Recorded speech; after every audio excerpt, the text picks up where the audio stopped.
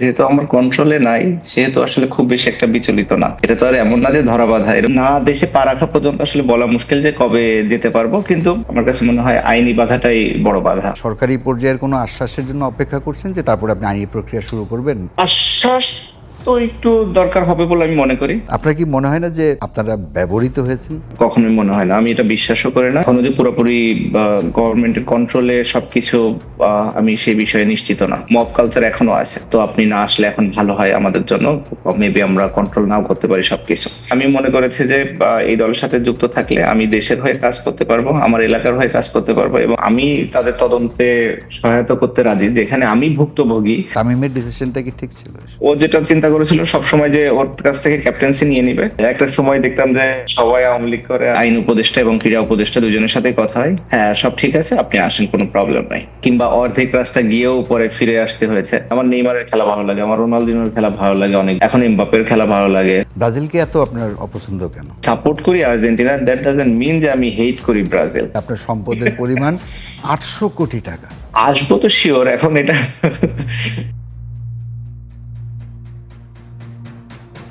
কেমন আছেন সবাই?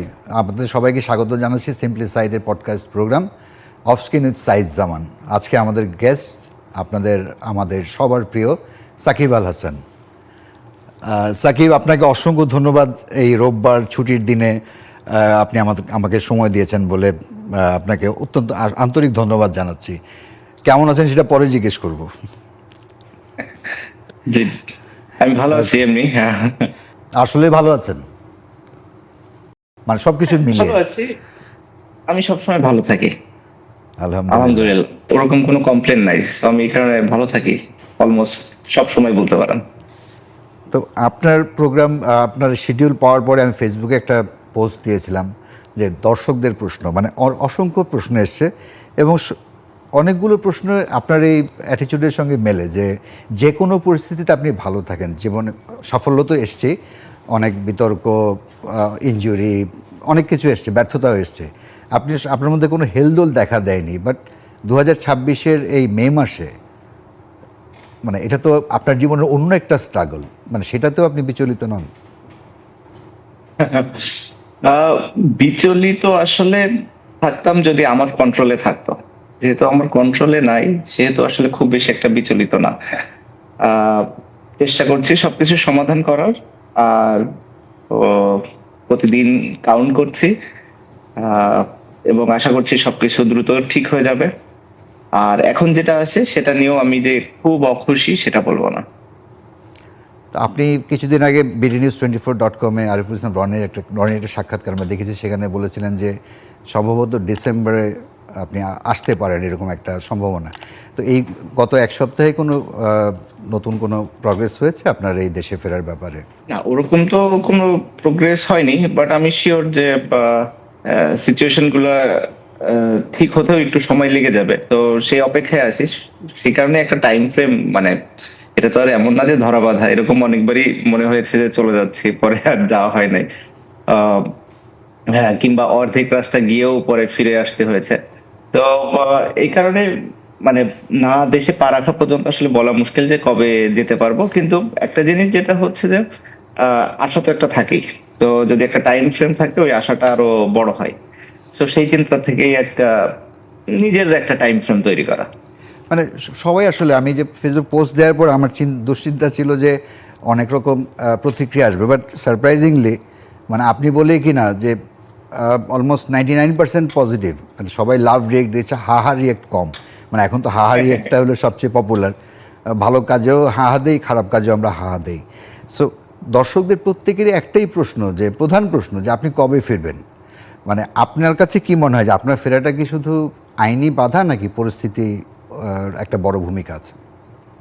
মেবি এক সময় পরিস্থিতি একটা বড় ভূমিকা ছিল, বাট এখন আমার কাছে মনে হয় না যে পরিস্থিতি একটা বড় ভূমিকা। এখন আমার কাছে মনে হয় আইনি বাধাটাই বড় বাধা। মানে আইনি বাধা তো আদালতে মানে যাওয়ার একটা সুযোগ আছে, নিশ্চয়ই আছে। সেই পরিস্থিতি কি আপনার জন্য আছে যে আপনি এসে আদালতে, মানে বা আপনার আইনি ব্যবস্থার পদক্ষেপ নিলেন? হ্যাঁ, মানে ধরেন আমি যদি এখন দেশে যেতে চাই, কেউ তো আসলে আমাকে বাধা দিবে না। আমার বাধার জায়গাটা কোথায়? আমার বাধার জায়গাটা হচ্ছে বিদেশে যাওয়াটা, যেটা আমার জন্য খুবই একটা ইম্পর্টেন্ট জায়গা।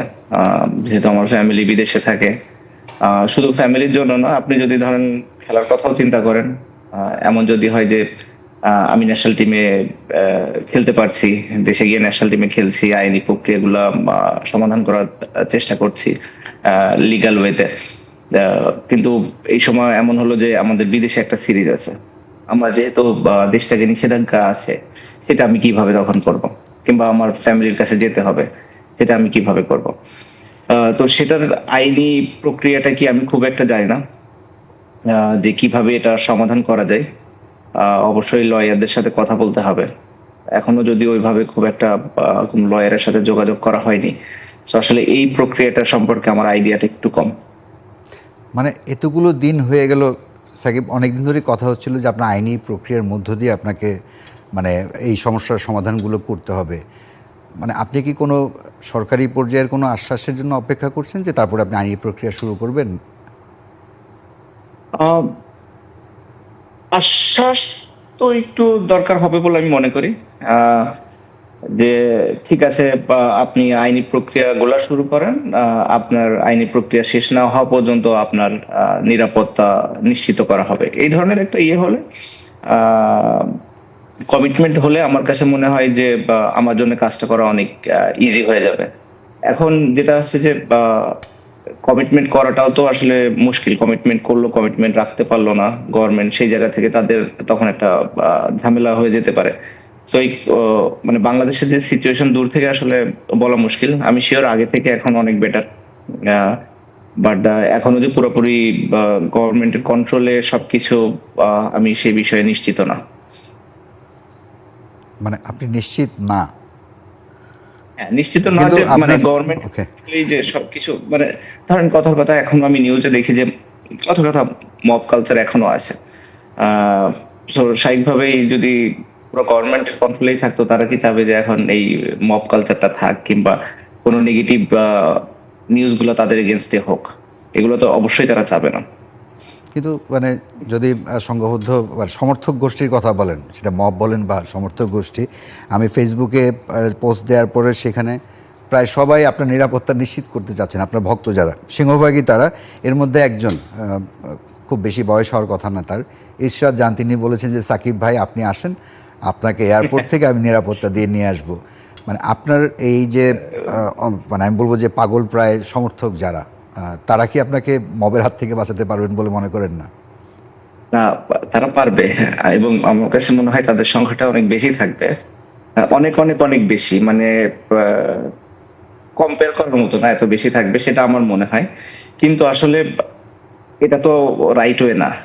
তাহলে তো আমি ধরেন ফাইট করে আসলে মবের হাত থেকে বাঁচতে চেষ্টা করছি, বাট আমি ওই জিনিসটা চাই না। আমি সবকিছু সুন্দরভাবে চাই। আর এমন না যে আমি এটা বলছি না যে আমি এই মবের ভয়ে আসতে চিন্তা করছি না কিংবা ইয়ে না, বাট স্বাভাবিকভাবে একটা নিরাপত্তা তো থাকা, কিংবা নিশ্চিত করা আমার জন্য ইম্পর্টেন্ট বলে আমি মনে করি। তা আপনার ভক্তরা তো প্রত্যেক দিনই আশা করছেন আপনি আসবেন। একজন প্রশ্ন করেছেন যে আমিও আশা আপনি করছি, আমিও তাড়াতাড়ি আশা করছি আসবো। এমনও প্রশ্ন আছে যে আপনি এসে প্রথমে মিরপুর যাবেন না মাগুরা যাবেন, মানে এই পর্যায়ের চিন্তা ভাবনাও আছে আপনার সমর্থকদের মধ্যে। হ্যাঁ, তো এটা তো একটা ভালো চিন্তা। আমি এরকম তো চিন্তা করিনি আসলে।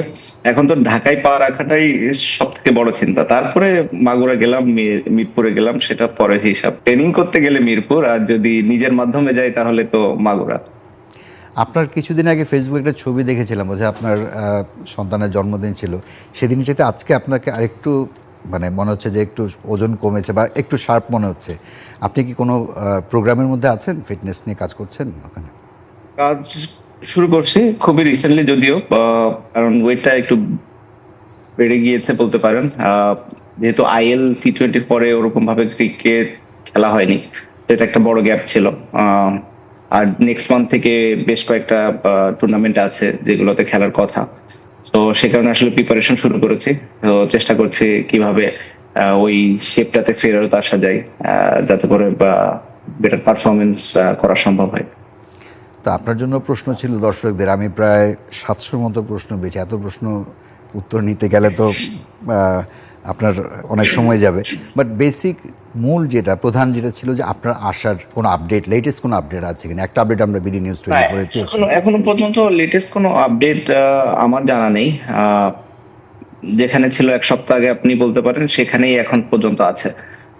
যে কোনো পরিবর্তন এখনো আমি আমার নলেজে নাই। অনেক দর্শক কোরিলেট করছেন, যেহেতু আপনার সাবেক টিমমেট, আপনার বন্ধু তামিম ইকবাল বোর্ড সভাপতি, তিনি নতুন কোনো উদ্যোগ নিয়েছেন কিনা? আপনার সঙ্গে তার সবশেষ কথা যেটা আমরা জানি যে ক্যাপ্টেন্স কার্ড নিয়ে কথা হয়েছে, এরপরে যোগাযোগ হয়েছে কিনা এবং তিনি কোনো উদ্যোগ আসলে তিনি নিতে পারেন কিনা, মানে সেটাও একটা বিষয় আপনার কাছ থেকে জানার আমার। দেখুন, প্রথমত তো এই কমিটিটার দায়িত্ব হচ্ছে প্রথমে ইলেকশনটা করা। তো ইলেকশন করার পরে আসলে যে বোর্ডটা আসবে তাদের হয়তো হাতে অনেক সময় থাকবে চিন্তা ভাবনা করে ডিসিশনটা নেয়ার। তখনই আসলে মেবি কিছু সম্ভব হবে। এই মুহূর্তে আমি মনে করি না যে ফিজিবল কিছু হওয়া সম্ভব, কারণ খুবই টাইম স্বল্পতা।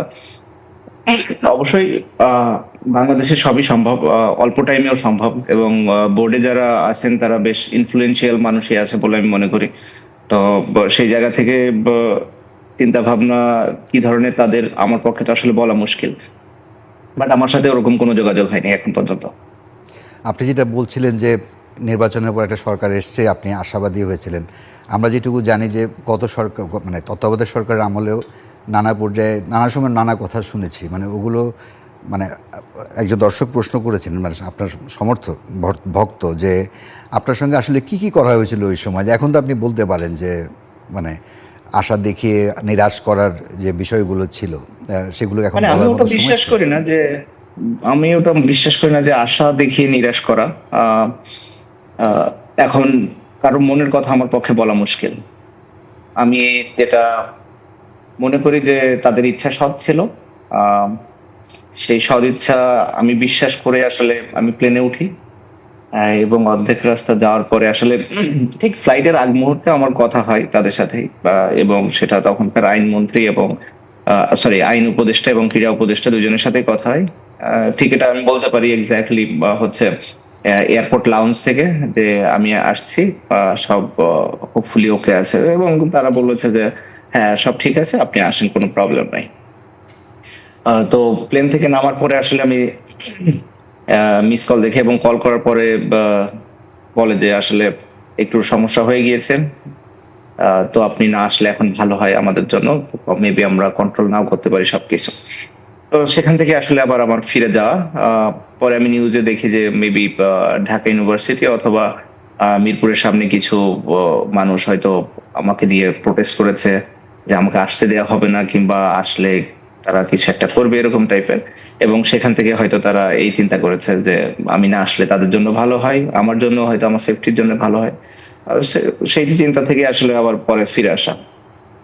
সাকিব, আপনি মানে আপনার খুব ঘনিষ্ঠ একজন, আমাকে নামটা বলি, বিসিবি মিডিয়া ম্যানেজার রাবিদ ইমাম, আপনার বিকেএসপির সিনিয়র ভাই, তিনি আমাকে 2011-12 সালে বলেছিলেন যে মানে সাকিব আল হাসান যে টাইপের ক্রিকেটার একসময় খেলে দেশের বাইরে চলে যাবেন। আপনি গেছেন, কিন্তু এখন ফিরতে পারছেন না। মানে আপনাকে মনে করা হতো যে আপনি একসময় মানে নিজে স্বেচ্ছায় চলে যাবেন অন্য কোনো দেশে বা নিশ্চিন্তে থাকবেন। এখন যে দেশে ফিরতে পারছেন না, মানে নিরাপত্তার কথা বলেন বা আইনি বাধার কথা বলেন, এটা কি আপনাকে হতাশ করে না? আপনি যতই অবশ্যই নিরাসক্ত হন, frustrated হন। না, সেটা তো অবশ্যই। আপনি মানে আমি যেটা বললাম যে আমি ভালো আছি, ভালোর তো অনেক বড় ডেফিনেশনও আছে, এবং ভালো কতটাকে কত থাকতে পারে। মানে অল্প ভালো, মোটামুটি ভালো, অনেক ভালো, খুব বেশি ভালো, ভালো থাকার অনেক রকম ওয়ে আছে। তো স্বাভাবিকভাবে এটা তো ফ্রাস্ট্রেটিং যে আমি দেশে যেতে পারছি না। এবং সেই জায়গা থেকে আমি যেটা আপনাকে বারবারই বলছি যে আমি তো চেষ্টা করে যাচ্ছি বলে আমার মনে হয়, আমার জায়গা থেকে যতটুকু সম্ভব। বাট সবকিছু আসলে আমার কন্ট্রোলে নাই। বাট আমি যদি এক সপ্তাহের আপডেট বলেন, আপনার কি আশাবাদ বেড়েছে নাকি মানে আগের জায়গাতেই আছেন দেশে আমি ফেরার ব্যাপারে? সবসময় আশাবাদী মানুষ, এবং এখনো আশা আছে। উম, আসবো তো শিওর, এখন এটা মানে বেঁচে থাকলে আসবো, এটা শিওর মোটামুটি ইনশাল্লাহ। কিন্তু এটা এখনই আসবো 2 মাস পরে আসবো, ডিসেম্বরে আসবো, নাকি 27শে ডিসেম্বরে আসবো, এটা আসলে তো বলা মুশকিল এখন। এই মুহূর্তে একদম এক্সাক্ট টাইম ফ্রেমটা বলা মুশকিল, বাট আমি আশা করছি যে by end of this year আসতে পারবো, সেটা অক্টোবর হোক, নভেম্বর হোক, ডিসেম্বর হোক। তো আপনার ভক্তদের তো অনেক প্রশ্ন নিতে পারছি না, আমি ঢালাওভাবে বেসিক প্রশ্নগুলো জেনে নিচ্ছি, আপনার কাছ থেকে উত্তরগুলো নিয়েছি। যে তারা বলছেন যে আপনি কবে এসে ধরেন সেটা নেক্সট সিরিজে হোক বা আগামী বছর হোক, আপনি কি আশা করেন কিনা বা আশাবাদী কিনা, আশাবাদী তো আপনি অবশ্যই, যে আপনি কবে বাংলাদেশের হয়ে জার্সি পরে আবার খেলবেন? এটা তো আসলে আমার কন্ট্রোলে নাই, এটা তো অবশ্যই বিসিবি ডিসিশন, যে কিংবা আরো ভালোভাবে বলতে গেলে টিম ম্যানেজমেন্ট কিংবা সিলেক্টরদের ডিসিশন, যে আমি আসলে টিমে খেলার মতো আছি কিনা, তারা আমাকে নিয়ে বিবেচনা করছে কিনা, কিংবা আমি দলের হয়ে ওরকম কন্ট্রিবিউশন রাখতে পারবো কিনা। একটা হচ্ছে যে টি-20 এবং টেস্ট, এই দুইটা তো আমার খুব বেশি একটা মাথায় চিন্তা নাই। মেবি একটা সিরিজ খেলে যদি শেষ করতে পারি ভালো লাগবে। বাট ওয়ান ডে যেহেতু নেক্সট ইয়ার ওয়ার্ল্ড কাপ আছে, যদি বিসিবির এরকম পরিকল্পনা থাকে, এবং যদি সবকিছু ঠিক হয়ে যায় বাই দিস ইয়ার, তাহলে মেবি ওয়ান ডে ওয়ার্ল্ড কাপটা একটা সম্ভাবনা হতে পারে। বাট এগুলো আসলে সবকিছু মানে ইফস এন্ড বাটস এর উপরে ডিপেন্ড করছে, কোনোটাই আসলে গ্যারান্টি দিয়ে কেউ বলতে পারবে না, কিংবা আমিও বলতে পারছি না যে আসলে কি হবে। বাট যদি এমন হয় যে এই বছরের শেষের আগে যদি আমি ফিরতে পারি, বিপিএলটা খেলতে পারি, ওখানে ভালো করতে পারি, স্বাভাবিকভাবেই একটা ভালো ইয়ে থাকবে, সিলেক্টরদের কাছেও রিজন থাকবে আমাকে নিয়ে তাদের জন্য চিন্তা করার। সাকিব, আবার ঘুরে একটা প্রশ্নে আসি। রিফাত রাফি নামে একজন আমার পরিচিত এক সাংবাদিক, তার প্রশ্ন ছিল যে আপনার জীবনে সাফল্যের তো কোনো সীমা নেই, আপনার জীবনে নিষেধাজ্ঞা এসছে, নানা কারণে এসছে, জেতা ম্যাচও হেরাচ্ছেন, ওই কষ্ট আছে। বাট এই যে আমেরিকায় আপনি বন্দি আছেন, মানে এটা কি আপনার জীবনের নতুন কোনো পরীক্ষা নিচ্ছে আপনার নার্ভের? আপনি সবসময় ইজি থাকেন, বাট এটা নতুন কোনো পরীক্ষা কিনা আপনার জীবনের? অবশ্যই পরীক্ষা। পরীক্ষা এই কারণে যে আমি আমার জন্মস্থানে যেতে পারছি না, সেটা একটা বড় পরীক্ষা। মানে বাংলাদেশ বাদে পৃথিবীর আরো কত দেশ আছে আমি জানি না, 200 কত দেশ আছে মেবি, 17টার নাকি? মতো, হ্যাঁ, 17 তো 18। যদি মেবি আমাদের পাসপোর্টে হচ্ছে ইসরায়েল যাওয়া নিষেধ নাকি, এখন ওটা অ্যালাউড আছে আমি জানি না। বাট এটা বাদে আমি সব জায়গায় তো যেতে পারছি, বাট যে জায়গাটা আমি সবচেয়ে বেশি যেতে চাই সেই জায়গাটা পারছি না। সেটা হচ্ছে বড় আফসোসের বিষয়, এবং এটা একটা নতুন চ্যালেঞ্জ আমার মেন্টাল স্ট্রেংথের। তো আল্লাহ আর কি সর্বোচ্চ পরীক্ষা নেওয়ার চেষ্টা করছে বলে আমি মনে করছি। না, আপনার তো একটা দায়বদ্ধতার নতুন জায়গাও আছে। আপনি যেহেতু সবশেষ সংসদের সাংসদও ছিলেন, আপনার এলাকার লোকজনের প্রতিও তো একটা দায়বদ্ধতা নিশ্চয়ই আছে, এটা ক্রিকেটের বাইরের আপনার রাজনৈতিক জীবনের। হ্যাঁ, অবশ্যই নিজের এলাকার মানুষের প্রতি তো আমারই একটা দায়বদ্ধতা আছে। তাদের একটা এক্সপেকটেশন ছিল বলে আমি মনে করি। সেই এক্সপেকটেশনটা আসলে ফুলফিল করার সময় আমি পাইনি। তো নেক্সট ইনশাল্লাহ যখনই এই সুযোগটা আসবে, কিংবা আসে, যদি আসে, অবশ্যই চেষ্টা করব আমার সামর্থ্য দিয়ে সর্বোচ্চ তাদের এই এই যে তাদের একটা চাওয়া পাওয়া ছিল আমার কাছে, সেটার পরিপূর্ণতা দেয়া। আপনার ভক্তদের একটা প্রশ্ন ছিল যে আপনি রাজনীতি যদি করবেন, খেলার, আপনি যেটা বলেছেন খেলা ছাড়ার পর করলে ভালো হতো, তাদের দ্বিতীয় প্রশ্ন ছিল যে আপনি রাজনীতি যখন করবেনই, তখন কেন আপনি নিজে দল করে ইমরান খানের মতো ক্যারেক্টার হতে বললেন না?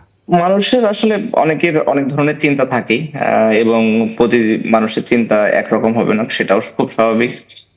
এবং প্রতিটা মানুষের চিন্তাকে আমি সম্মান জানাই, কারণ স্বাভাবিকভাবেই তারা তাদের জায়গা থেকে যেটা বেস্ট মনে করেছে সেটাই চিন্তা করে। আহ, আমার এই দলের সাথে যুক্ত হওয়ার আসলে একটা রিজন হচ্ছে, আমি মনে করেছি যে এই দলের সাথে যুক্ত থাকলে আমি দেশের হয়ে কাজ করতে পারবো, আমার এলাকার হয়ে কাজ করতে পারবো, এবং আমি একটা আহ ভালো ডিফারেন্স মেক করতে পারবো বলে আমার কাছে মনে হয়েছে। এবং সে কারণেই আমার কাছে মনে হয়েছে যে আহ এটাই সঠিক দল। আমি বলছি না অন্য কোনো দল সঠিক না, বাট সঠিক হলেও তো দুইটা সঠিকের একটা সঠিক আপনি চুজ করতে হবে। তো সেই জায়গা থেকে আমার চুজ করা, এবং আমি মনে করি যে আমি ভুল কিছু করিনি।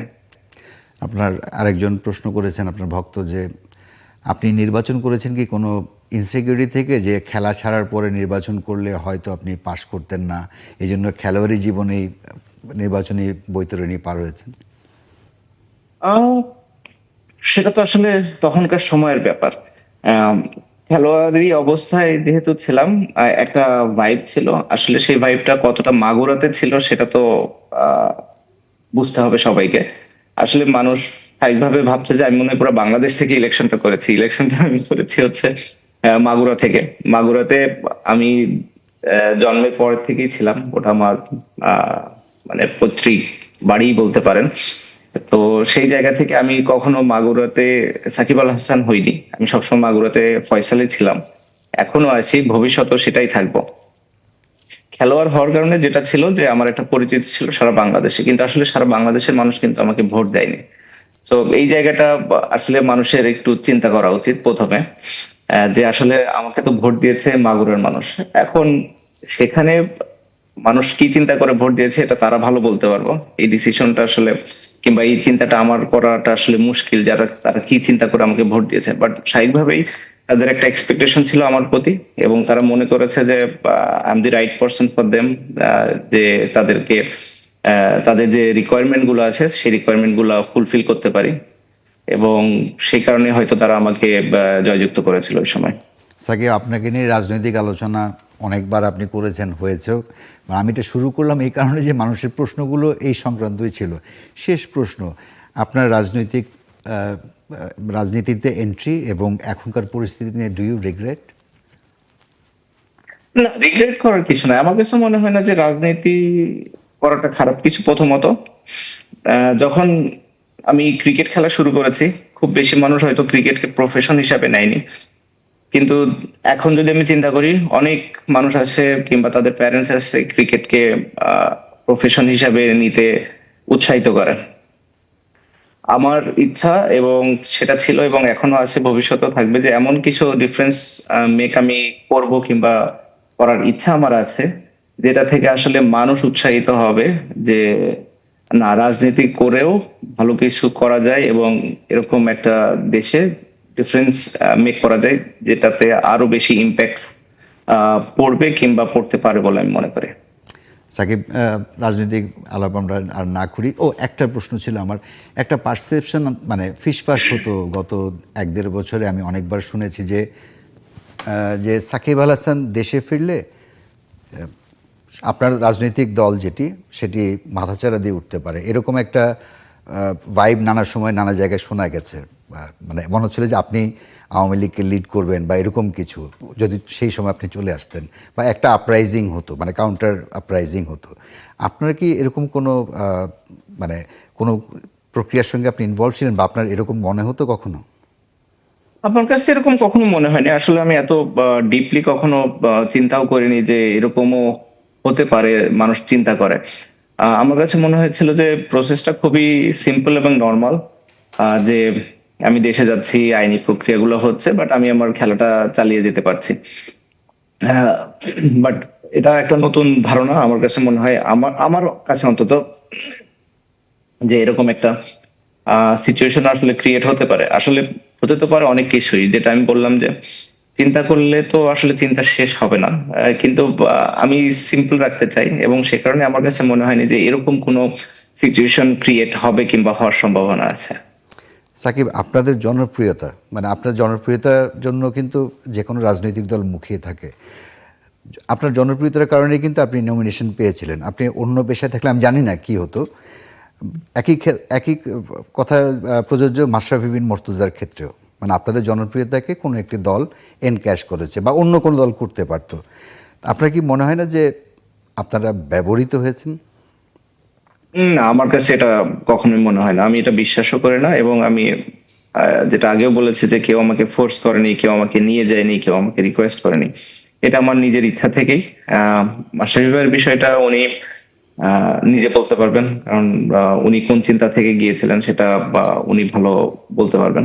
বাট আমি যেটা বললাম, আমার ক্ষেত্রে এরকম কিছুই হয়নি কখনোই। ওকে, মাগুরা ফয়সাল থেকে আমরা সাকিব আল হাসান হওয়ার গল্প শুনি। আপনি বিকেএসপিতে এলেন, মানে বিকেএসপি নিয়ে আপনাকে আমি আগেই বলেছিলাম যে এই জায়গাটা নিয়ে আমরা একটু সময় দেব, যেহেতু আপনি এটার ভেতর বাহির সবটাই জানেন।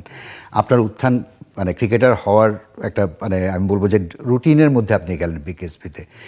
এই বিকেএসপি দিনগুলো একটু বলবেন, এবং বিকেএসপি নিয়ে আর কি কি করণীয় আছে, বিকজ এরকম একটা ইনস্টিটিউশন বাংলাদেশে আর নেই।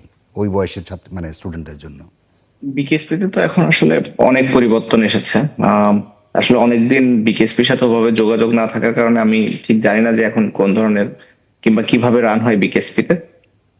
বাট আমার স্মৃতি তো মানে যদি আমি বলি আমার সব মজার স্মৃতি মেমোরিজ আপনি বলতে পারেন বিকেএসপিতেই, তার 70-80%। কারণ আমার মানে অনেক অনেক অনেক ভালো সময় কেটেছে, মানে আমার বেস্ট টাইম বলতে পারেন আমার লাইফের।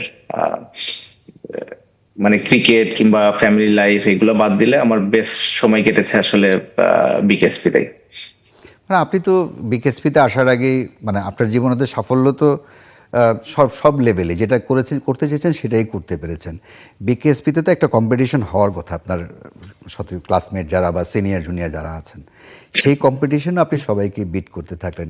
এটা কি আপনার বিকেএসপিকে উপভোগ করার আরও বড় একটা কারণ কিনা?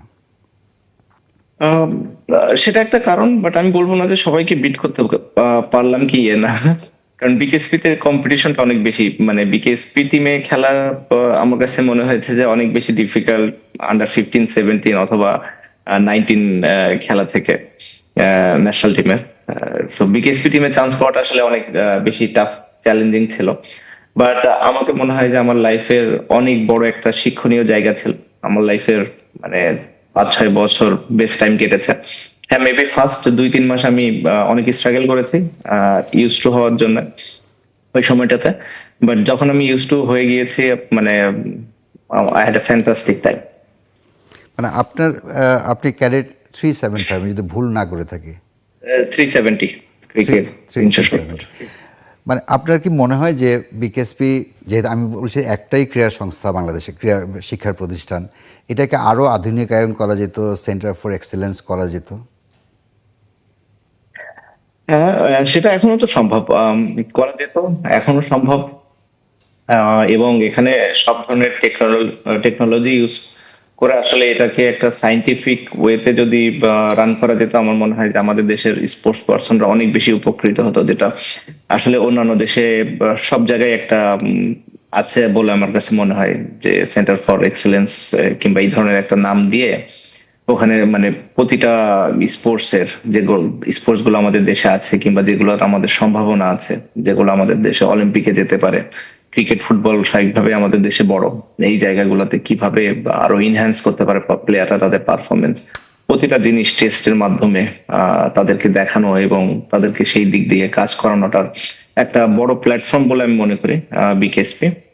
যদি সেটা করা যায়, এখন পর্যন্ত ওই অবস্থাতে গিয়েছে কিনা আমি জানি না, বাট আমি শিওর এটা করা খুবই পসিবল। না, বিশেষ বিশেষ খেলায় বিদেশি কোচ এসছেন এবং বাংলাদেশের সব খেলাতেই বিকেএসপি মানে ওই এটা বয়স শুধু ভিত্তিক। কোচের বিষয় না, এটা টেকনোলজির বিষয়টা অনেক বেশি, অ্যানালাইসিস করার বিষয়টা অনেক বেশি, যে এই প্লেয়ারটা এইভাবে বল করছে কি কারণে, এর বলটা 5 কিলোমিটার কিংবা 5 মাইল কম স্পিডে যাচ্ছে, কথার কথা, কিংবা এর ব্যাট সুইংটা এখান থেকে আসছে কিভাবে, আরেকটু উপরের প্লে ব্যাটটা কিংবা নিচে আসলে কিংবা সাইড থেকে আসলে আসলে আরো বেশি বা ফোর্স পেত, আরো বেশি সুইং হতো, আরো 10 মিটার দূরে গিয়ে বলটা পড়তো যখন ইম্প্যাক্ট হতো, কিংবা ইম্প্যাক্টের জায়গা কোথায় হচ্ছে যে কারণে আসলে বলটা এত দূরে যাচ্ছে না কিংবা এত উপরে উঠছে না।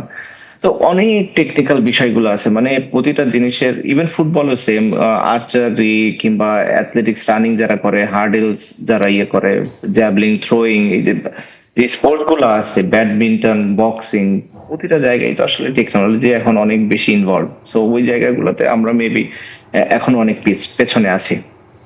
আপনাকে এই জায়গায় টেনে আনার পেছনে একটা বিশেষ উদ্দেশ্য আছে যে আপনার ভক্ত সমর্থক সবাই বলেন যে আপনি এসে খেলবেন, খেলার পরে আপনি ক্রিকেট বোর্ডের প্রেসিডেন্ট হবেন, না কোচ হবেন, না নির্বাচক হবেন, এসব ভাবেন। যদি আপনাকে অপশন দেওয়া হয় যে বিসিবির প্রেসিডেন্ট অথবা বিকেএসপির সার্বিক মানে সেন্টার ফর এক্সেলেন্স তৈরির প্রক্রিয়া যদি আপনাকে দেওয়া হয়, অফার করা হয়, মানে হাইপোথেটিক্যাল যদিও, আপনি কোনটা নেবেন? প্রথমত হচ্ছে যে স্পোর্টস কিংবা ক্রিকেটের সাথে থাকার ইচ্ছা খুব কম।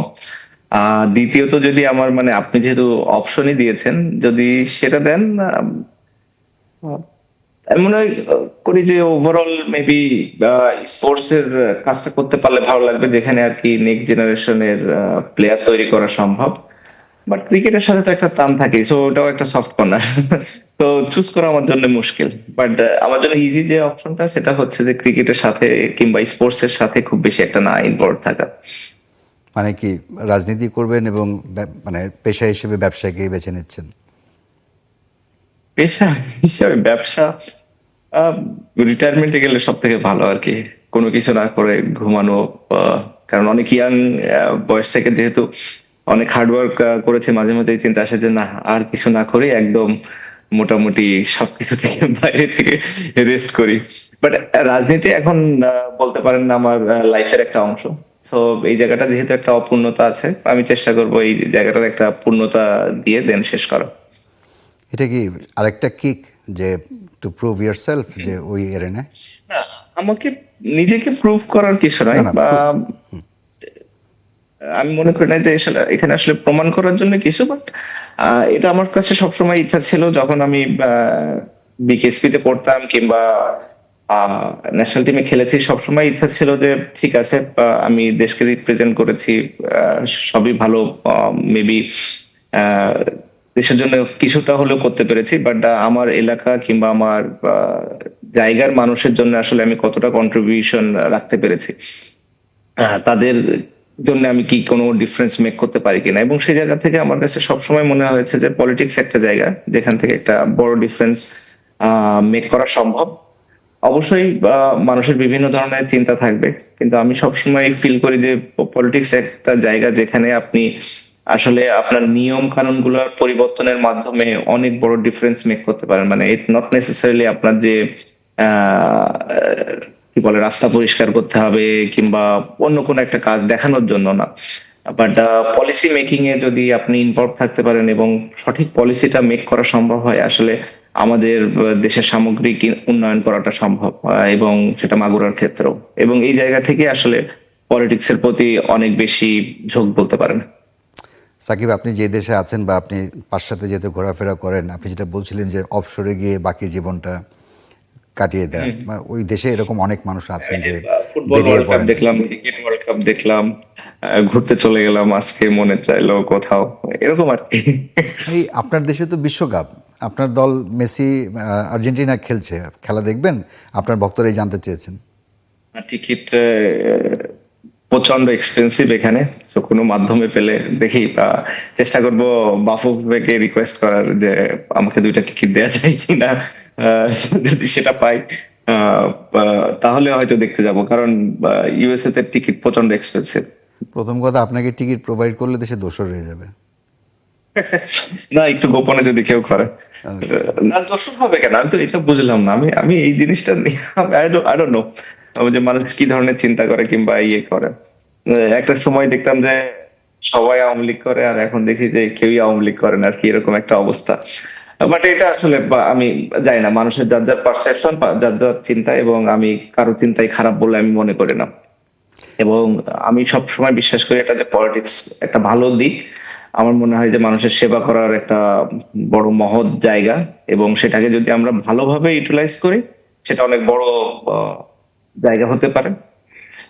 একটা মানুষ অনেক বড় ডিফারেন্স মেক করতে পারে, কিন্তু এটা আমরা খারাপ ভাবে ইউজ করতে পারলে অনেক খারাপ ভাবে ইউজ করতে পারি, কারণ এখানে আসলে পাওয়ারটা আছে, যেটা আসলে মিস ইউজ করার সম্ভাবনাটা অনেক বেশি থাকে। সাকিব, আপনি যেভাবে বলছেন আমার খারাপই লাগছে যে আপনি বিশ্বকাপের টিকিট নিজের টাকায় কিনতে চাচ্ছেন না, দাম অবশ্যই বেশি। আবার আপনি না, অল্প মানে বয়স। স্টেডিয়ামে গিয়ে মানে টিকিট, মানে যেটা হয়েছে আসলে ছোটবেলা থেকেই তো ধরেন আমার খেলা মানুষ দেখতে এসেছে, এখন আমি টিকিট কেটে খেলা দেখতে যাবো, কেমন যেন একটু আনকমফোর্টেবল লাগে। মেবি ইউজ টু হয়ে যাবো নেক্সট ওয়ার্ল্ড কাপ আসতে আসতে। না, মেসি তো নিশ্চয়ই আপনার কথা জানেন, অবশ্যই জানেন। মেসি বাংলাদেশে এসে গেছেন, তিনি জানেন সাকিব না, আল আমি হাসান তার ফ্যান। মেসির সঙ্গে যোগাযোগ হয় বা তার কাছ থেকে টিকিট চাওয়া যায় না? না, না, না, এরকম কোনো যোগাযোগ নেই। বাট যেহেতু মায়ামিতে খেলে, এখান থেকে বেশি দূরে না, ওদের খেলাও থাকে নিউ ইয়র্কে। তো চাইলে কিছুদিন আগেই ছিল, ইনফ্যাক্ট লাস্ট মান্থেই মনে হয় ছিল নিউ ইয়র্ক ভার্সেস মায়ামি। তো আমি চাইলে ওটাতে যেতে পারতাম আসলে। ওইগুলোর দাম টিকিট তো আবার অত বেশি না। ওয়ার্ল্ড কাপে আসলে ক্রেজি একটা সিচুয়েশন ক্রিয়েট করেছে ইউএস সামহাও, কি জন্য আমি জানি না। মেবি মেক্সিকোতে হয়তো একটু কম ইয়ে হবে, আর মেক্সিকোর অ্যাটমসফিয়ারটাও বেটার হবে আমি শিওর ওয়ার্ল্ড কাপে। ডেফিনেটলি দুটো ওয়ার্ল্ড কাপ তারা হোস্ট করেছে, আপনার বিরোধী দল যেটা ব্রাজিল, তাদের তৃতীয় বিশ্বকাপ জিতেছে মেক্সিকোতে 1970-এ। ব্রাজিলকে এত আপনার অপছন্দ কেন? না না, আমার অপছন্দ না, এটা মানুষের ভুল ধারণা। আমি সাপোর্ট করি আর্জেন্টিনা, দ্যাট ডাজন্ট মিন যে আমি হেট করি ব্রাজিল। একটা দলকে আমি সাপোর্ট করতেই পারি, তার মানে মানে এই একটা চিন্তা থেকে আমার মনে হয় যে আমাদের ফিরে আসা উচিত, যে আপনি একটা দলকে পছন্দ করবেন তার মানে এই না যে আপনি অন্য দলকে হেট করবেন, কিংবা তাদেরকে আপনি দেখতেই পারবেন না। আমার নেইমারের খেলা ভালো লাগে, আমার রোনালদিনোর খেলা ভালো লাগে অনেক বেশি, এখন এমবাপ্পের খেলা ভালো লাগে। বা তো জিনিসটা হচ্ছে আসলে এমন না যে আমি আর্জেন্টিনাকে পছন্দ করি সে কারণে আমি ব্রাজিলকে হেট করি, জিনিসটা একদমই এমন না। মানে আমাদের দেশের ওই যে ওরকম একটা কালচার হয়ে গেছে যে আমি আবাহনীকে পছন্দ করলে মোহামেডানকে দেখতেই পারবো না, কিংবা মোহামেডানকে পছন্দ করলে আবাহনীকে দেখতেই পারবো না। আবার ইন্ডিয়া পাকিস্তান, কিংবা ক্রিকেটে যেটা হয়, বা অস্ট্রেলিয়া ইংল্যান্ড, আর ফুটবলে আমাদের আর্জেন্টিনা ব্রাজিল। বাংলাদেশে তো ইন্ডিভিজুয়াল নিয়েও এরকম ঝগড়া হয়, যিনি সাকিবের ফ্যান তিনি তামিমের হেটার, যিনি তামিমের ফ্যান তিনি সাকিবের হেটার। আমি যেটা বললাম যে এই জায়গাটাতে আমাদের মানে আমার মনে হয় যে চিন্তার একটা সংকীর্ণতা আছে। নাও থাকতে পারে, মানে আমি আসলে অন্য কাউকে জাজ করতে চাই না, কিন্তু ধরেন কেউ রোনাল্ডোর ফ্যান হলে মেসিকে হেট করতে হবে এমন না। আর কেউ ও, মেসির ফ্যান হলে রোনাল্ডোকে হেট করতে হবে এমনটাও না। কারণ আমি আমি এটাতে বিশ্বাস করি না, জাস্ট আমি একজনকে পছন্দ করি। এর মানে এটা না যে রোনাল্ডোর খেলা আমার খারাপ লাগে, রোনাল্ডোর খেলাও আমার ভালো লাগে, কিন্তু মেসিকে আমি বেশি পছন্দ করি, এটাই। তার মানে কি আমাদের দর্শনের সমস্যা যে আমরা ভালো জিনিস উপভোগ করতে পারি না?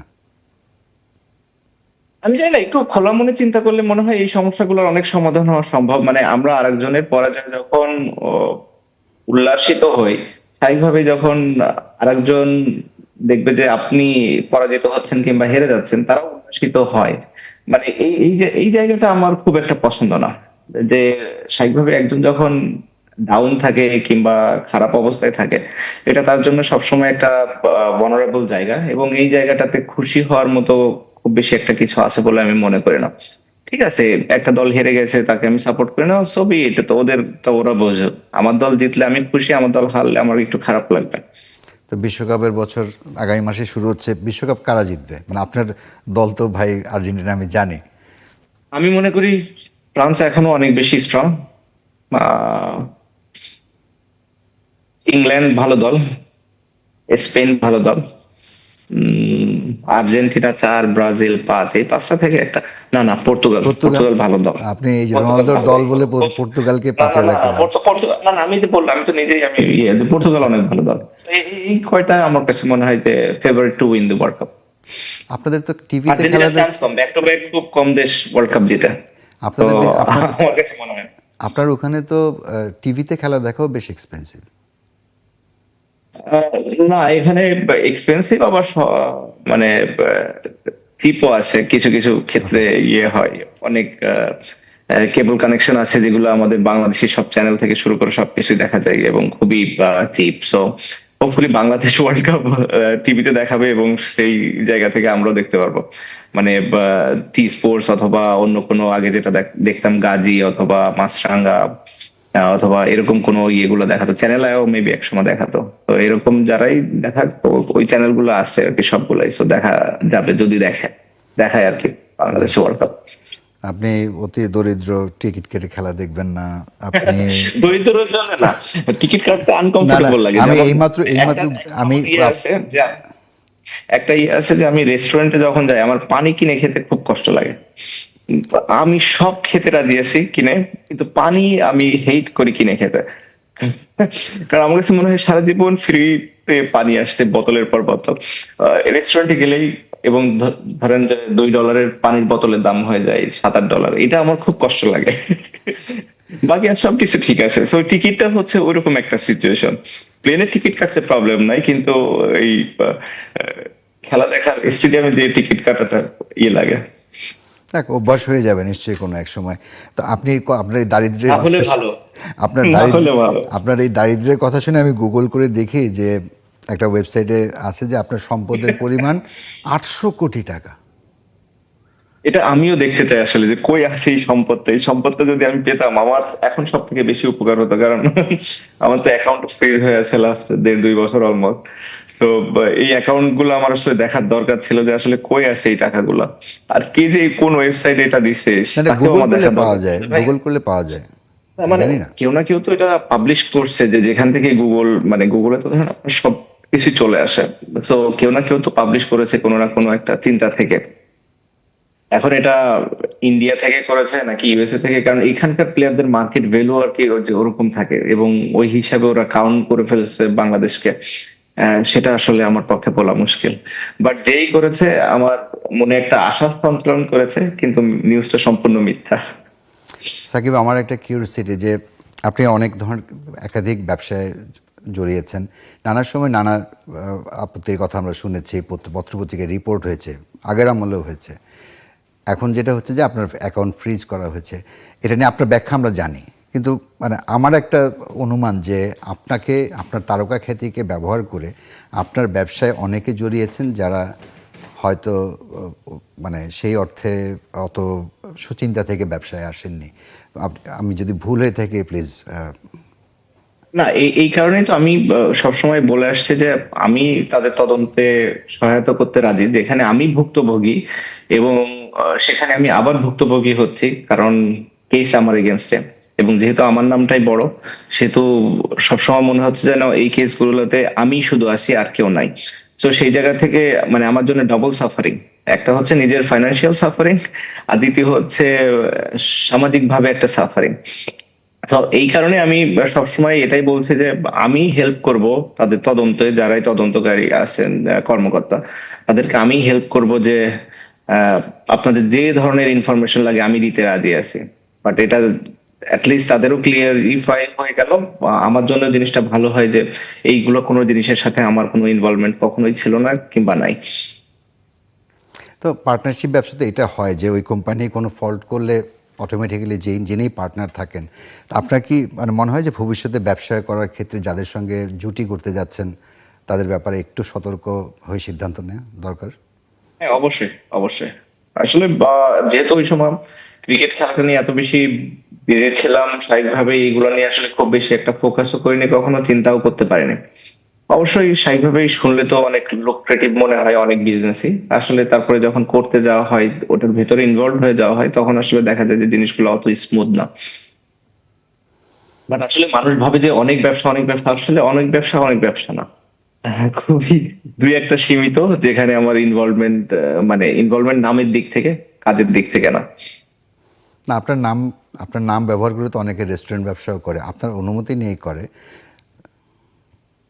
না, অনেকে না, মানে আমাদের একটা রেস্টুরেন্ট ছিল, যেটা ফার্স্টে আমার ছিল, পরে ওটাতে ইমরুল ইনভলভ হয়, তারপরে আমরা কোভিড এর সময় বোধহয় ওটা বন্ধই করে দেই।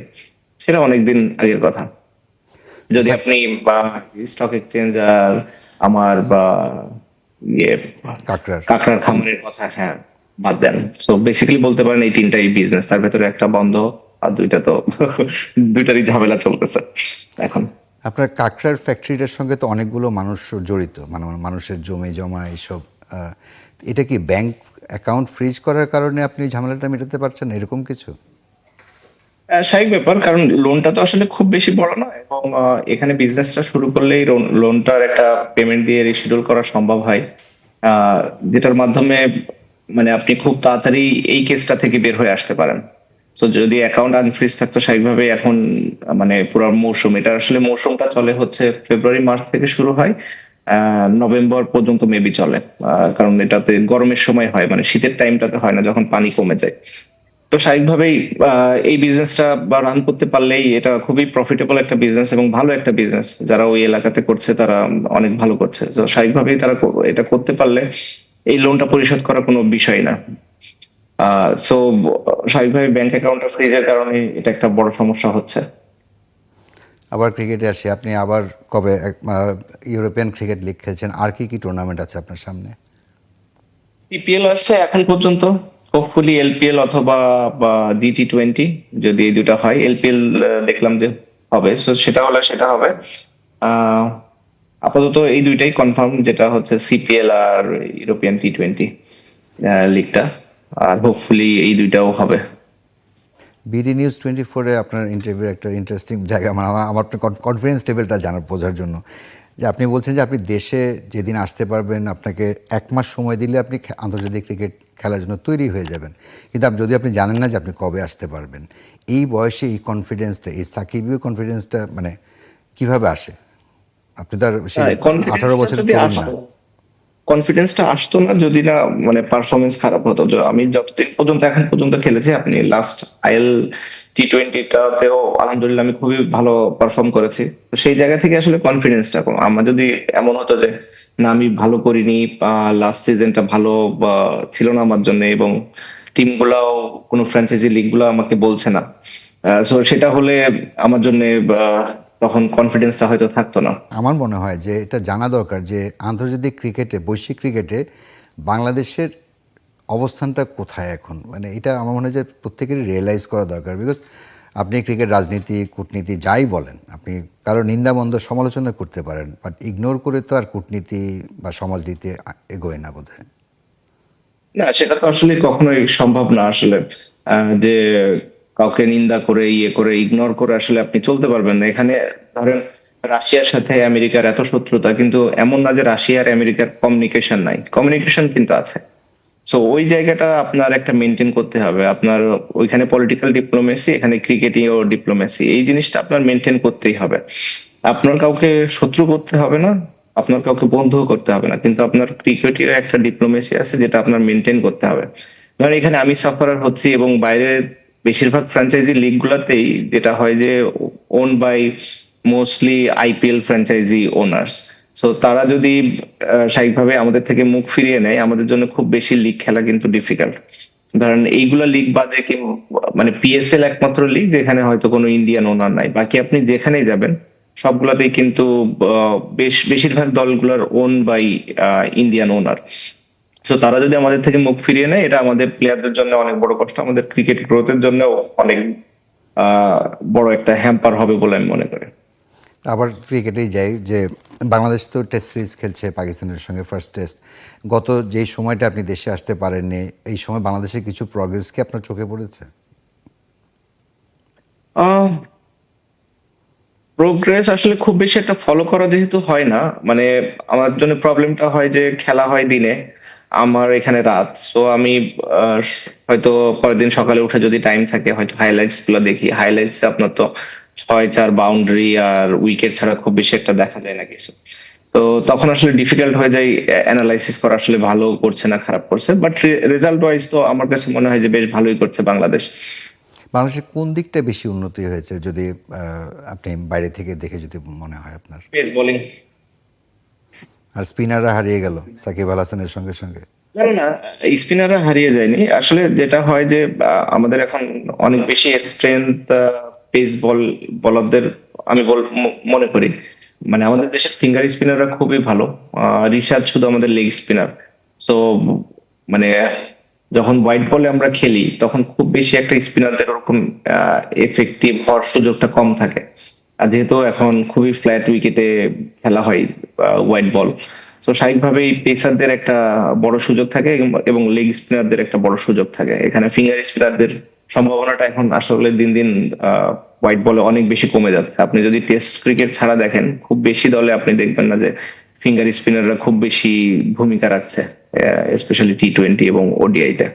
তো সেই জায়গা থেকে আমি বলেছি টেস্ট ম্যাচে এখনো অনেক ভূমিকা রাখার জায়গা আছে, এবং সেটা রাখবেও আমাদের দেশের যারা স্পিনাররা আছে, ফিঙ্গার স্পিনার স্পেশালি।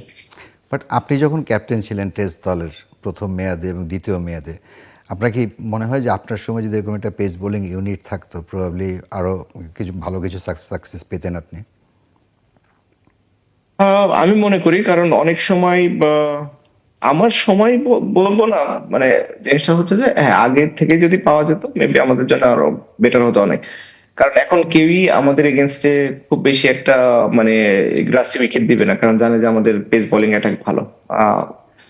এখন বিদেশি টিমগুলো বিদেশে গেলে যেটা ট্রাই করবে যে ভালো উইকেট দিয়ে ওরা অনেক বেশি রান করবে, সেই জায়গা থেকে মেবি আমরা অত বেশি রান করতে পারবো না, এবং সেভাবে ওরা আমাদেরকে হয়তো ফাঁদে ফেলার চেষ্টা করবে।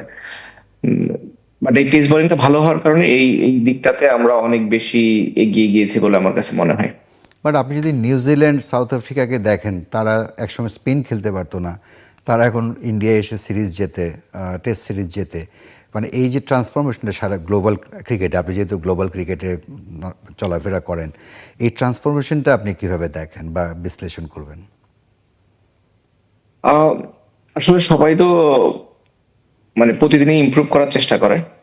আমরাও তো চেষ্টা করছি। আমার কাছে মনে হয় যে আমাদের জায়গা থেকে যে কিভাবে আরো ইমপ্রুভ করতে পারি। বাট বিদেশি টিমগুলো স্পেশালি নিউজিল্যান্ড, ইন্ডিয়াতে বিশেষ করে ইন্ডিয়াকে কিছুদিন আগে হারিয়ে গিয়েছে, শ্রীলঙ্কাতে ওরা জিতেছে অথবা আহ জিতেছে আমার মনে হয়। ইভেন সাউথ আফ্রিকাও আসলে ওরা অনেক বেশি এখন স্পিন ওরিয়েন্টেড জায়গাগুলো নিয়ে কাজ করে।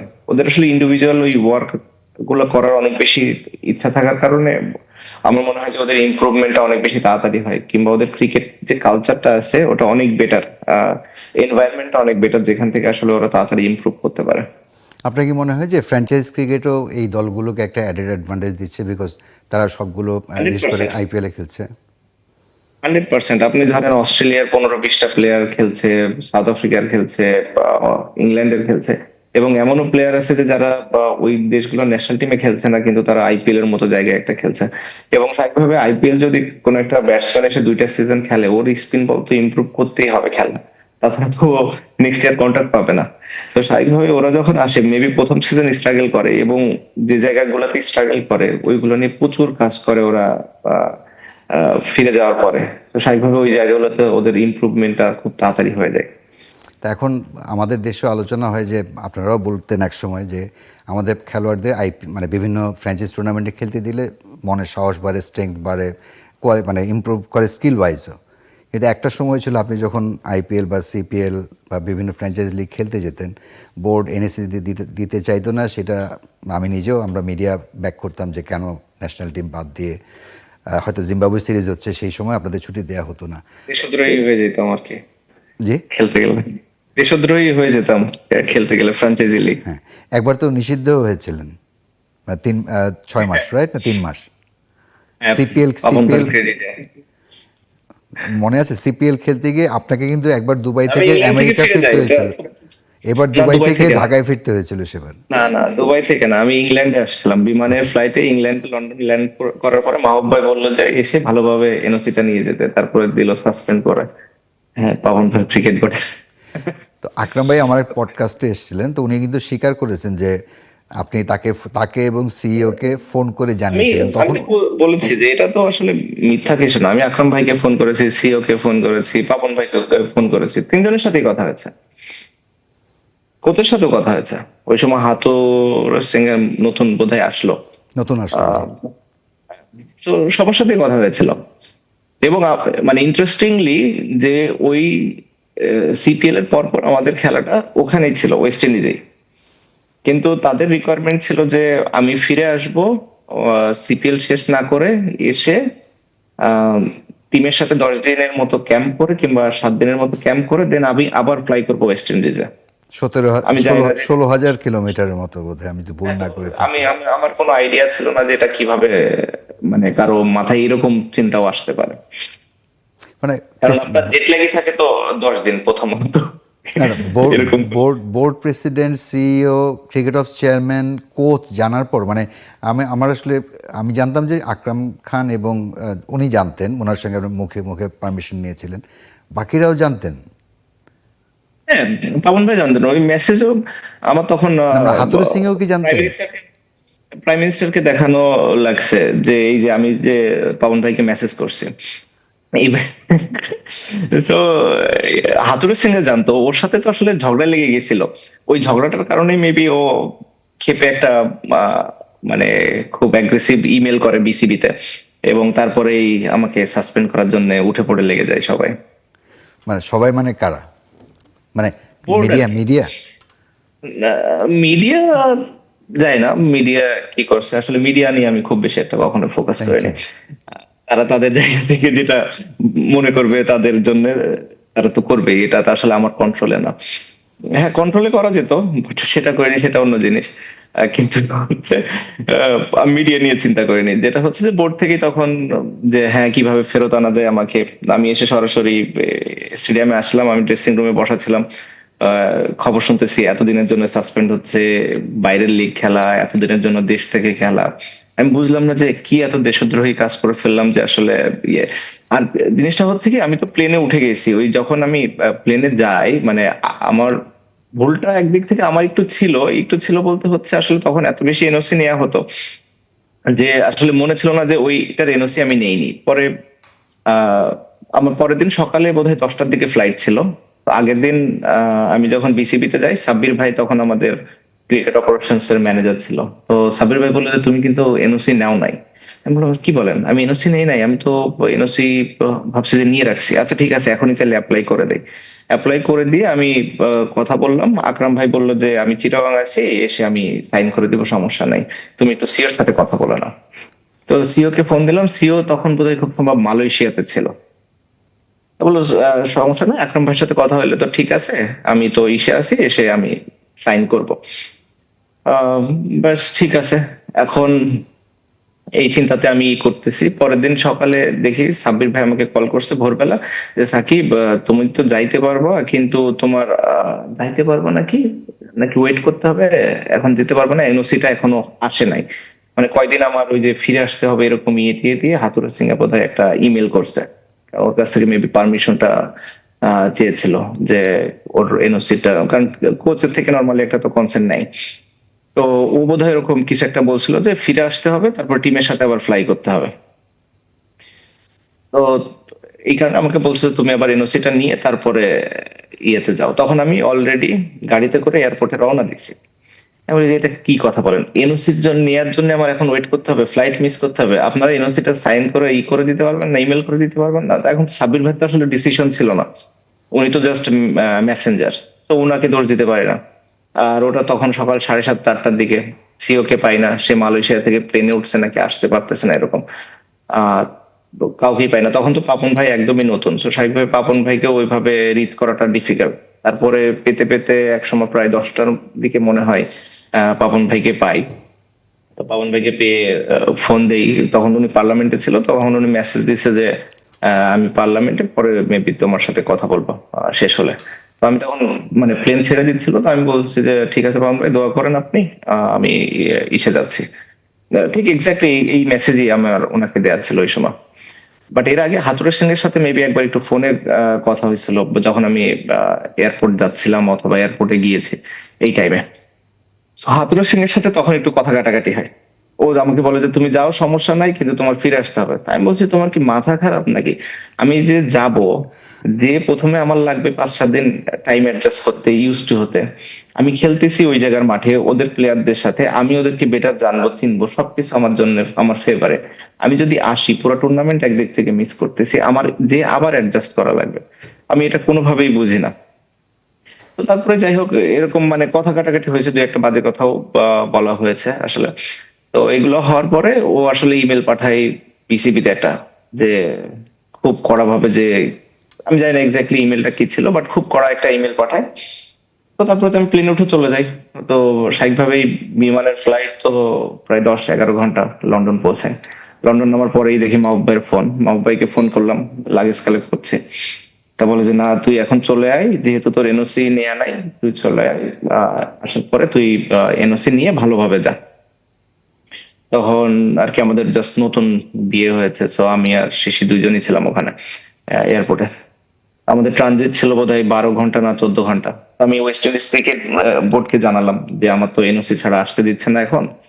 আসলে ওই সময় এনওসির এত ইয়ে ছিল না, কি বলে, আহ, মানে খুব একটা প্রচলন ছিল না যে এনওসি নিতেই হয়, ইয়ে করতে হয়, এরকম ধরনের আর কি। তো আমি বার্বাডোসকে জানানোর পরে ওরা ওদের প্রেসিডেন্টকে জানায়। আমি বললাম যে তুমি তাহলে কথা বলো আমাদের প্রেসিডেন্টের সাথে। তো ওরকম কথা টথা মেবি বলে নাই, ও আমাকে শুধু বলছে যে তোমার এনওসি লাগবে না, তুমি চলে আসো। আমাদের এনওসির কোনো মানে বাধ্যকতা নাই যে তোমার এনওসি আনতেই হবে। কিন্তু যেহেতু মাহবুব ভাই বলছে, আমি চিন্তা করলাম যে বিসিবির সাথে আগে সম্পর্ক খারাপ করা তো ঠিক হবে না। তো আমি রাতটা ওয়েট করে পরের দিন সকালে আবার ফ্লাই করে আসি লন্ডন থেকে বাংলাদেশে, বিমানের নেক্সট ফ্লাইটে। তো লং জার্নি। আসার পরে সরাসরি ইসে আসলাম, মিরপুরে যাই। এটা আমি ড্রেসিং রুমে বসাছিলাম, দেখি যে উপর থেকে মানে বিশাল একটা মিটিং হচ্ছে, এবং বেশ কিছু সাংবাদিক আমাকে এক একজন মেসেজ দিচ্ছে যে এরকম হতে পারে, ওরকম হতে পারে, এতদিন এতদিন। আমি বলি কি বলে, মাথা খারাপ নাকি এদের?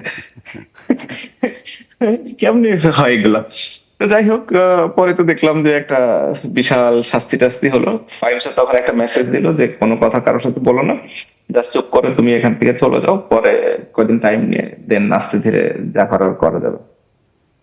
তো তারপরে তো বাসায় চলে আসি, কয়দিন ফুটবল টুটবল খেললাম, তারপরে আস্তে ধীরে এগুলো ঠিক করার চেষ্টা করলাম। তো যখন এটা ঠিক করতে যাই তখন প্রাইম মিনিস্টার পর্যন্ত যাওয়া লাগছিল। তো প্রাইম মিনিস্টারকে দিয়ে যখন ঘটনাগুলো বলি, তো তখন তাকে আমি মেসেজ গুলো চেক মানে দেখাই, দেখানোর পরে তখন সে বুঝতে পারে যে আসলে আহ, জিনিসটা মেবি তাকে যেভাবে বোঝানো হয়েছে কিংবা সে যে নিউজটা জানে সেটা হয়তো সত্যি না। তো তারপরে আস্তে আস্তে জিনিসটা ঠিক হয়, সাসপেনশনটা উঠে। তাও দুইবার, প্রথমবার দেশ থেকে খেলা নিষেধাজ্ঞাটা, তারপরে আহ, বিদেশ থেকে।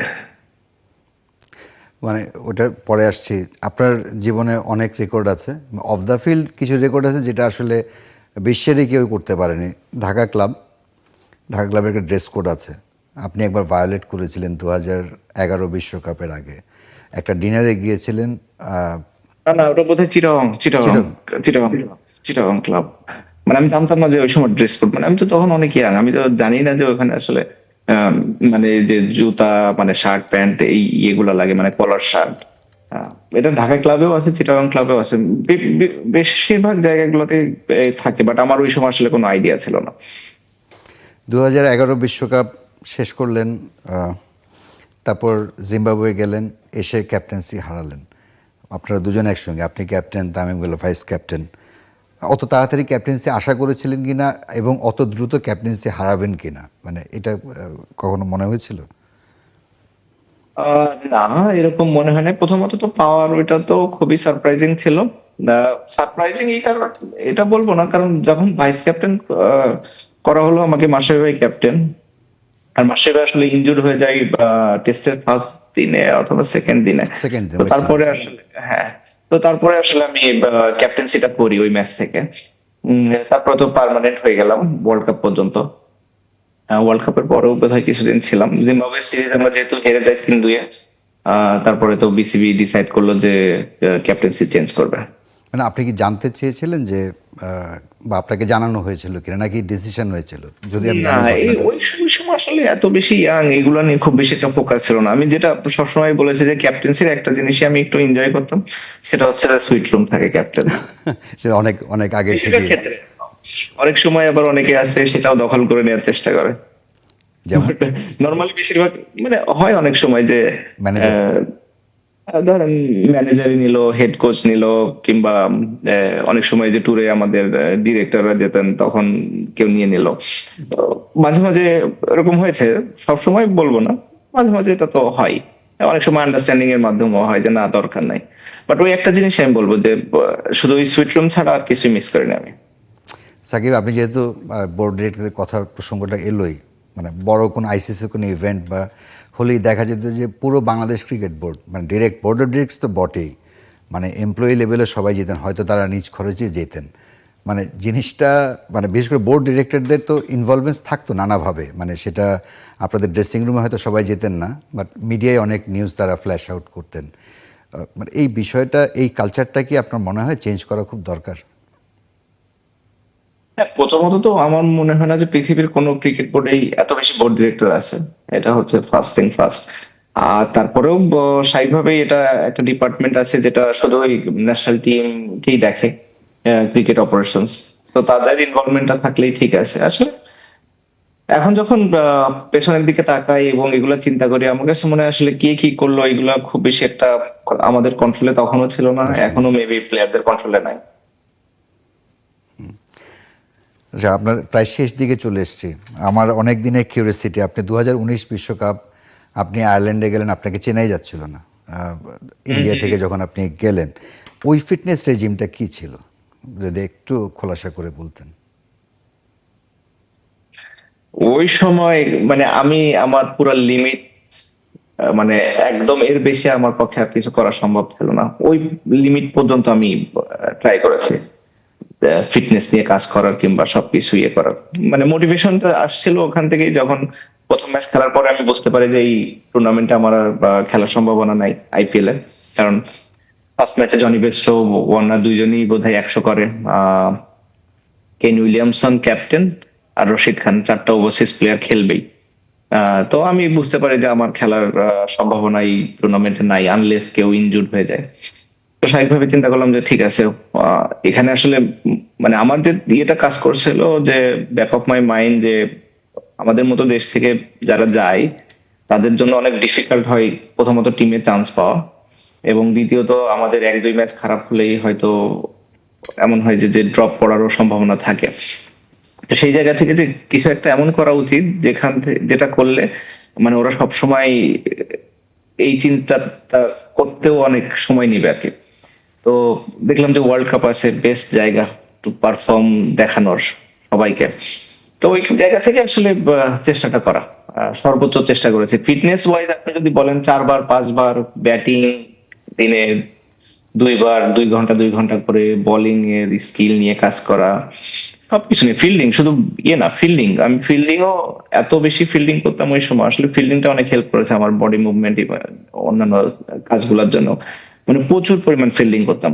মানে যদি আমি ফিল্ডিং সেশন শুরু করতাম, প্রতিটা পজিশনে আমি ক্যাচ ধরতাম, ফিল্ডিং করতাম প্রতিটা পজিশনে। এক মানে পুরা মানে ওই যে ফিল্ডিং কোচ থাকে না, ফিল্ডিং কোচকে সাথে নিয়ে মানে কাভার পয়েন্ট, গালি, mid on, long on, sweeper cover, deep mid wicket, square leg, third man, fine leg, মানে যতগুলো পজিশন আছে ক্রিকেটে একটা ফিল্ডার ফিল্ডিং করতে পারে, প্রতিটা জায়গায় গিয়ে গিয়ে আমি ক্যাচ ধরতাম। তো ফিল্ডিং সেশনই আমার হতো দেখা যাচ্ছে যে এমন 1.5 ঘন্টা 2 ঘন্টা। তো আনবিলিভেবল লেভেলের আমি হার্ডওয়ার্ক করেছি।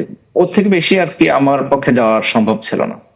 ইভেন আমি যখন মানে আমাদের ফটো সেশন ছিল, একটা তো ছিল ফটো সেশন, আর একটা হলো আমরা প্রধানমন্ত্রীর সাথে ওই সময় দেখা করতে যাই পুরো টিম।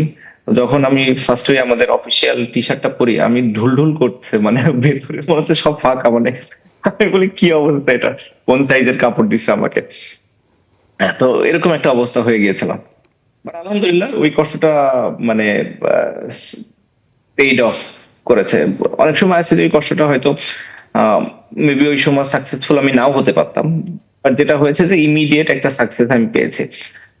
আহ, এমনও হতে পারতো যে ওটা ইমিডিয়েট সাকসেস আমি নাও পেতে পারতাম, কিন্তু এরকম হার্ডওয়ার্ক করলে গ্যারান্টি যে ইমিডিয়েটলি কেউ যদি সাকসেসফুল নাও হয়, কিছুদিন পরে সেই সাকসেসফুল মানে এই সময়টা তার আসবেই যদি ধরে রাখতে পারে। কারো একটু সময় বেশি লাগে, কারো একটু কম। So, আমার যেটা লেগেছিল 2.5 মান্থ 3 মান্থস সব মিলাই, 2 মাস আইপিএল, দেন আয়ারল্যান্ড সিরিজ, যেটাতে আমার কনফিডেন্স আরো বেশি দেয়, কারণ ওখানে আমি খুব ভালো খেলি। আহ, তারপরে তো ওয়ার্ল্ড কাপের শুরু। আনবিলিভেবল। আমাকে মানে আমার একটা জানার আগ্রহ যে আপনি এরকম একটা পারফরমেন্স করলেন, রেডি হয়ে এলেন, এর পরপর দুটো ঘটনা ঘটলো। একটা খেলোয়াড়দের মুভমেন্ট হলো ওয়ার্ল্ড কাপ থেকে আসার পরে, সরি 3টা। আপনি একটা বিস্ফোরক সাক্ষাৎকার দিলেন, তারপর আপনার উপর সাসপেনশন এলো। দিলাম। একটা ওই মানে আপনি প্রথম আলোতে একটা খুব মানে বড় বিস্ফোরক একটা সাক্ষাৎকার ছিল, মাশরাফি মানে বাকিদের পারফরমেন্স নিয়ে আপনার একটা স্টেটমেন্ট ছিল। আমার সঠিক মনে নাই। হ্যাঁ, উনি সেটা যাক, আমি ওই সাক্ষাৎকার প্রসঙ্গ বাদই দিলাম যে খেলোয়াড়দের আন্দোলন এবং যে নিষেধাজ্ঞার ব্যাপারটা, আপনার এই পারফরমেন্সের পরে এই পারফরমেন্সটা আপনাকে অনেক বেশি, আমি বলবো যে মানে মানুষের যেখানে একটু ক্রুদ্ধ হওয়ার কথা সেখানে তারা সিম্প্যাথেটিক ছিলেন। যেমন আইসিসি নিষেধাজ্ঞাকে অনেকে বলছিলেন, যে দর্শকরা বলছিলেন যে এটা তৎকালীন বোর্ডের বিরুদ্ধে, যেহেতু আপনারা আন্দোলন করেছেন, বোর্ডের একটা কনস্পিরেসি ছিল, if you can recall. So একটু আমাকে ক্লিয়ার করবেন যে ঘটনাগুলো কিভাবে ঘটেছিল? মানে সাসপেনশনের বিষয়টা, সাসপেনশন, আপনারা খেলোয়াড় আন্দোলন করলেন। আন্দোলনের বিষয়টা যেটা ছিল যে আমি তখন দেশের বাইরে বোধহয় সিপিএল খেলছিলাম। তো তখন আমাকে ফোন করে, তামিম ফোন করেছে, নাইম ভাই ছিল, অমির ভাই ছিল, আরো বেশ কয়েকজন ছিল, যে তারা মনে করে যে আমাদের ক্রিকেটের এই বিষয়গুলো বোর্ডের আরো ভালোভাবে দেখা উচিত, এই জায়গাগুলোতে আমাদের ইমপ্রুভমেন্ট হওয়া দরকার আছে। এবং আমি মনে করেছি যে হ্যাঁ, সেই জায়গা থেকে আমারও তাদের সাথে থাকার দরকার, সম্পৃক্ত থাকার দরকার ছিল। বাট তাদের এই জিনিসগুলো অনেক আগেই হবার কথা ছিল, কিন্তু সবার যে রিকোয়েস্টটা ছিল যে আমি আসার পরেই ইয়ে করতে হবে, কারণ আমি ছাড়া এটা নাকি হবে না। কিন্তু তো আপনার এটা হচ্ছে মাশরাফিকে কেন রাখলেন না ওই মুভমেন্টে? তিনি একদমই অন্ধকারে ছিলেন। হ্যাঁ, মাসির ভাই কেন অন্ধকারে ছিলেন এটা আসলে আমি খুব একটা জানি না। মাসির ভাইয়ের সাথে তামিমই যোগাযোগ করছিল ওই সময়, সো তামিম ভালো এটা বলতে পারবে যে মাসির ভাইয়ের সাথে কেন যোগাযোগ হয়নি কিংবা করেনি, কিংবা কি কারণে মাসির ভাইয়ের ইনভলভমেন্টটা ছিল না। আমি কিন্তু একটু আরো কনফিউজড হয়ে গেলাম। মাহমুদুল্লাহ সেদিন বললেন যে তিনি অবাক হয়েছেন যে কেন মাশরাফি ছিলেন না, আপনি বললেন। আর হ্যাঁ, ওইদিকে এটা মাশরাফি আমি বললাম তো মাশরাফি কিছু খুব ভালো বিষণ্ণ ভালো বলতে ছিলেন যে পারবে না। তাকে ছাড়া এরকম কারণ একটা মুভমেন্ট হলো। এবং যেটা মানে যেটা হচ্ছে যে ওয়েস্ট ইন্ডিজে যখন কথা হয় তামিমই আমাকে ফার্স্ট কল করে, এবং ওর কলের পরে মেবি নাইম ভাই, ওখানে অমি ভাই ছিল কিনা যায় না, সোহান থাকতে পারে, ঠিক নামগুলো ইমরুল ছিল মনে হয়। তো এই কয়েকজন হচ্ছে ওরা ডিসকাস করে তারপরে কল করে আমাকে। আর মাসাবি ভাইয়ের কথাটা যখন ওই মিটিং শুরু হয় তখন আমি মেবি তখন অথবা তার আগে মাসাবি ভাইকে কল করছিল, মাসাবি ভাইয়ের ফোন অফ ছিল অথবা কিছু একটা, এটা তামিম ভালো বলতে পারবে। ওকে। তারপর মানে সবার তো জাতীয় ইস্যু যে সাকিব তামিমের বন্ধুত্ব আজকে কোথায়, সেই প্রসঙ্গে গেলাম না। 2022-23 বিশ্বকাপ বাংলাদেশ খুব ভালো প্রিপারেশন নিয়ে যাচ্ছিল। তামিম ইকবাল পদত্যাগ করলেন, সরে গেলেন জাতীয় দল থেকে। আর আপনি টি স্পোর্টস, আমি যেখানে বসে আছি সেখানে একটা বিস্ফোরক সাক্ষাৎকার দিলেন। জেনারেল পারসেপশন, ইভেন আমারও মনে হয় যে এই দুটো ঘটনার কারণে 2023-এর ওই ওই ডিজাস্টার্স ওয়ার্ল্ড কাপের একটা মানে একটা প্রভাব ডেফিনেটলি পড়েছিল, আমার ধারণা। হুম, আমারও তাই মনে হয়, আমারও তাই মনে হয়। কারণ ওই সিচুয়েশনে এমন একটা সিচুয়েশন তৈরি হয়ে গিয়েছিল যে মানে ধরেন আমাদের দেশের মানুষরাই আমাদেরকে সাপোর্ট করছে না, এরকম একটা অবস্থা। ওই ইন্টারভিউটা কি আহ, ঠিক ছিল, আমি রিগ্রেট সময় করি না, কারণ ছিল? আমার কাছে সময় উচিত আমি বলবো কিনা যায় না, বাট আমার কথাগুলো একটাও ভুল ছিল বলে আমার কাছে এখনো মনে হয় না। আর তামিমের ডিসিশনটা কি ঠিক ছিল, মানে ক্যাপ্টেন্সি ছেড়ে দেয়া আমার দল কাছে থেকে? যেটা মনে হয়েছে, ও যেটা চিন্তা করেছিল সবসময় যে ওর কাছ থেকে ক্যাপ্টেন্সি নিয়ে নিবে, কিন্তু এটা কখনোই আমার কাছে মনে হয় না যে এটা হতো ওই সিচুয়েশনে, কখনোই সম্ভব ছিল। মেবি ওই সময় বা বোর্ড বলেন কিংবা কোচ বলেন, মেবি ওর পরে অত ছিল না যেটা ও চিন্তা করছিল। বাট সবসময় একটা পারসেপশন তো মানুষের থাকেই যে আমাকে নিয়ে মনে হয় এরকম চিন্তা করছে, ওরকম চিন্তা করছে, কিন্তু আমার সাথে কোনো সময় কারো এরকম নিয়ে কথা হয় নাই যে ক্যাপ্টেন্সি চেঞ্জ করব। কারণ আমি তো অনেক ক্লোজ ছিলাম, আমি তো এইগুলোতে অনেক বেশি ইনভলভ ছিলাম। কিংবা হাতুড়ে সিং এর সাথেও বলেন, বাবন ভাইয়ের সাথেও বলেন, যারা ডিসিশন মেক করে সবার সাথে, কিন্তু কখনোই কিন্তু তারা এরকম ইয়ে বলেনি। ইভেন আমার সাথে যখন পাবন ভাইয়ের 1-to-1 মিটিং হয়েছে তখনও কিন্তু মানে এইগুলো বিষয়ে কখনোই ইয়ে হয় নাই যে তামিম ক্যাপ্টেন থাকবে না ওয়ার্ল্ড কাপে। কিন্তু সবসময় আমার কাছে মনে হয়েছে যে ওর ভেতরে এই একটা ইনসিকিউরিটি ছিল যে ওর মেবি এই ওয়ার্ল্ড কাপে ক্যাপ্টেন্সিটা থাকবে না। একভাবে ও অনেক ভালো করেছে ওই ফেজটাতে, যখন ও ক্যাপ্টেন ছিল ওই ফেজটাতে ও অনেক ভালো করেছে। তো স্বাভাবিকভাবেই ও তো এক্সপেক্ট করতেই পারে যে ও ক্যাপ্টেন হিসাবে থাকবে, কিন্তু কোনো না কোনো জায়গা থেকে ওই গ্যারান্টিটা যেত, কিংবা মানে ওই লিখিত একটা কিছু হয়তো যেত, যেটা জালাল ভাই মেবি আরো ভালো বলতে পারবে। আর আপনার কাছে শেষ দুটো প্রশ্ন। প্রথমটা হলো যে আপনাদের পঞ্চপাণ্ডব নিয়ে অনেক আমাদের শুধু দর্শক না, আমাদের সাংবাদিকদের মধ্যে এক ধরনের ফ্যাসিনেশন আছে। ওই সময়টা মিস করেন কিনা, 15 থেকে 19-20? আমার কাছে মনে হয় ওই সময়টার এই পঞ্চপাণ্ডব শব্দটা আসলে আমাদের ক্রিকেটকে অনেক খারাপ একটা দিক তৈরি করে দিয়েছে। কারণ এটা তৈরি করাটা আমার কাছে মনে হয় না যে ঠিক ছিল আমাদের দলের জন্য। এটা এই কি পারসেপশনটা তৈরি করার কারণে আমার কাছে মনে হয় যে অনেকেই মানে তারা ডিপ্রাইভড হয়েছে কিংবা ফিল করেছে যে ডিপ্রাইভড, এবং অ্যাটেনশন আমাদের দিকে আসার কারণে। হ্যাঁ, ঠিক আছে যে পারফরমেন্স ভালো হতে পারে, খারাপ হতে পারে, বাট টিমে যখন একটা থাকে সেই টিমটা নিয়ে কথা কিংবা চিন্তা করা আমার কাছে মনে হয় অনেক বেশি ইম্পর্টেন্ট ছিল রাদার দেন এই পাণ্ডব তৈরি করা। মানে বাইরের বিষয়গুলো প্রভাব পড়েছে বলতে চাচ্ছেন, বা তারা বাকি যারা ছিল তারা ডিপেন্ডেন্টও হয়ে গেছিলেন কি আপনাদের উপর একটু বেশি? হ্যাঁ, সবকিছুতেই এটা আমার কাছে মনে হয় বোর্ডেরই একটা বড় ইয়ে ছিল যে তারাও আমাদেরকে ওইভাবে ইয়ে করেছে, মিডিয়া আমাদেরকে ওইভাবে প্রমোট করা শুরু করেছে, এবং স্বাভাবিকভাবে যারা ছিল অন্যরা তারা তো খারাপ ফিল করবে, এটা খুবই স্বাভাবিক, একটা মানুষ তো। এবং ওদের জায়গা থেকে ওরা রং না। এবং সাকিব আল আমি দেখেছি যে সৌম্য একটা ইন্টারভিউতে বলেছে, এবং আমি মনে করি যে হি ইজ রাইট, ও অ্যাটলিস্ট ওর মনের কথাটা বলতে পারছে। মেবি সবার এই সাহসটাও নাই যে এই মনের এই কথাটা বলতে পারবে। সাকিব, আপনার কাছে এটা শেষ প্রশ্ন না, মানে একটা অনুরোধ দিয়ে শেষ করব। আপনার ভক্তরা প্রায় 700-800 মতো প্রশ্ন পাঠিয়েছেন, সবার নাম ধরে প্রশ্ন করতে পারছি না আমি, যে তাদের প্রশ্নের আলোকেই আপনাকে প্রশ্ন করেছি। তারা আপনাকে যেভাবে চায়, মানে এটা তো অনেক বড় একটা প্রাপ্তি, আপনি যে পরিস্থিতি থাকেন না কেন তাদের জন্য আপনার যদি কোনো বার্তা থাকে বা সম্ভাবনার কথা থাকে, আপনি এটা বললে আমরা এই পডকাস্টটা শেষ করব। আম, প্রতিবারই তো একই কথা বলি আসলে, যে তাদের যে সাপোর্ট আমার প্রতি এখন পর্যন্ত আনবিলিভেবল। এই সাপোর্ট আর কারো পক্ষে কোনোদিন পাওয়া সম্ভব হবে কিনা আমি জানি না বাংলাদেশে। এখন পর্যন্ত হয়নি, এটা আমি শিওর, এবং সেই জায়গা থেকে আমি অনেক লাকি, অনেক কৃতজ্ঞ তাদের প্রতি।